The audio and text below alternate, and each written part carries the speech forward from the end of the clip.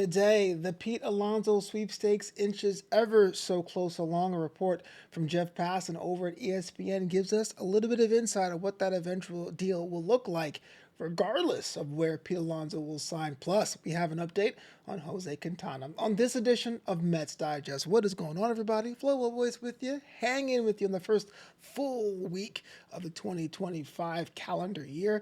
Thank you so much for being a part of the Mets Digest journey. Myself alongside Mike D'Angelo, we work to give you the news and notes you need. So do us a favor if you haven't done so already, like the video, subscribe, comment. I do read the comments, positive and negative, even the ones that are kind of weird. Don't be part of that not subscribed crew. Be part of that subscribed crew and make sure you're the first to know when content drops. Now, listen, I don't know about you. I'm not going to put it at the Juan Soto sweepstakes levels, but the Pete Alonso situation cannot be drug out anymore.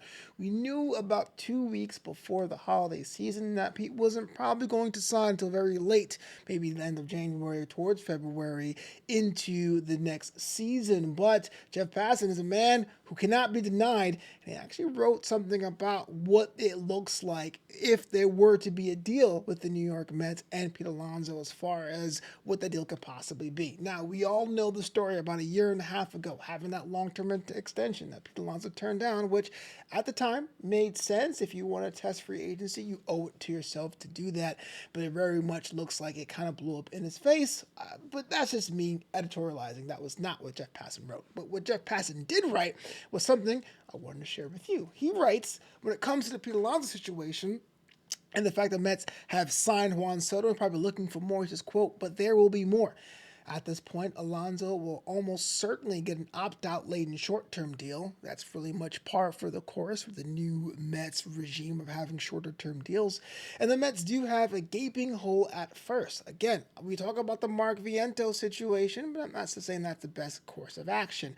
Until another team steps up, the expectation will be a renewal of vows. Of course, they can shift Mark Vientos across the diamond and fill third base void internally or externally, which gives them plenty of leverage in any conversation. The Mets are still talking about adding an outfielder and relievers and a starter as well. This is kind of a contradiction to what we were talking about last week about the Mets rotation being set. That was written by The Athletic. The winter of Soto is still cooking. Now that to me raises some issues. I'm going to put this on the other screen so we looked at this first. So the Mark Vientos strategy, moving over to first because of Mark Vientos, this is not necessarily the best defensive option at third.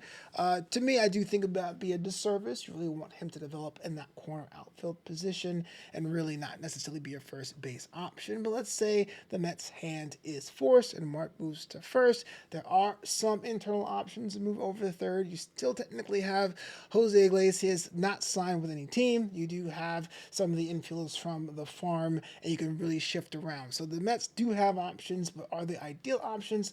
Hard to say because Pete Alonso has been noted as the final pure home run hitter left on the market, despite the fact that this is a down year as well. We've seen this a bunch of times, but I'm going to do it here anyway, just to give you a little bit of a refresher course.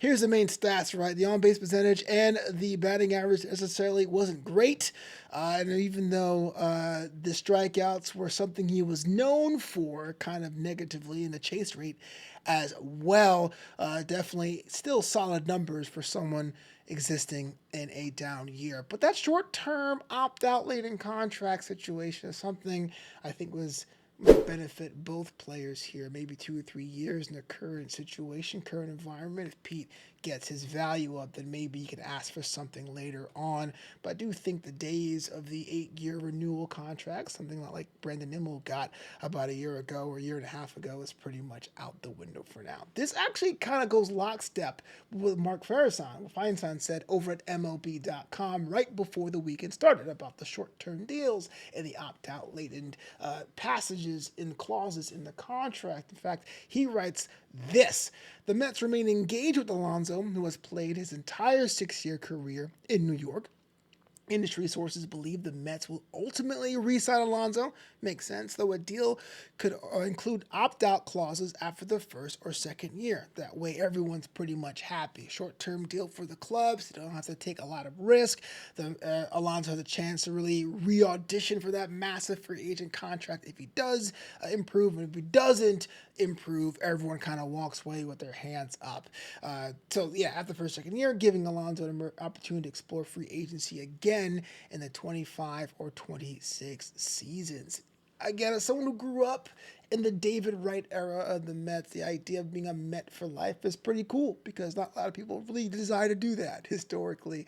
But it looks like the team, the front office now isn't about that life. What say you about the Pete Alonso situation? Yes, we talked about the fact the extension would have been the best decision in hindsight, but that is in the past. That is off the table. Would you be okay with a short-term deal, say 2 or 3 years with a high AAV as kind of like a mini free agent deal to give Pete Alonso that bump, but also mitigate the risk the team would have to employ to keep him? Or are you just saying, look, man, he really carried the flag for us the past couple of years when we were awful, was part of the team in good times and bad times, very durable, played every single game this season.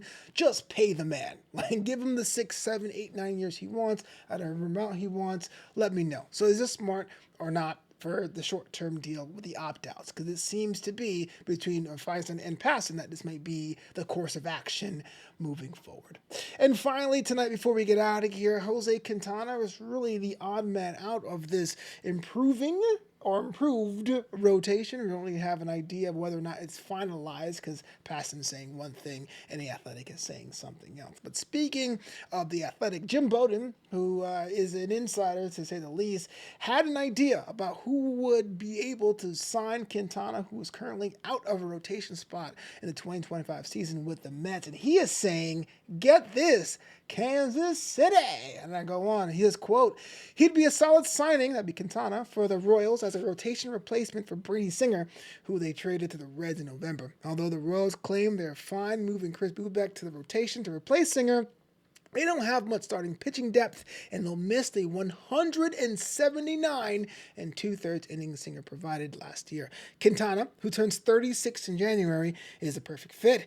The Giants, Tigers, and Padres have also been tied with him, and that, to me, raises some interesting cases. Quintana pretty much done and dusted here in Queens. You really want to have him go to a team that can really embrace the veteran presence. We see the Royals did that last season, and even the Angels are trying to do that a little bit now this season. It might be a soft landing spot for him. And Bowden, I kind of say that, I'm not saying he is still predicting, not saying it's going to be a fact. I will kind of weight his words a little bit heavier than the average blogger out there on the internet space. So now it's time I ask you, the Pete Alonso situation, short-term deal, long-term deal, with opt-outs, without opt-outs, you let me know what you think. And how would you feel if Jose Quintana was a Kansas City Royal in 2025? Again, let me know in the comments below. I read all the comments, positive, negative, the weird ones, and everything in between.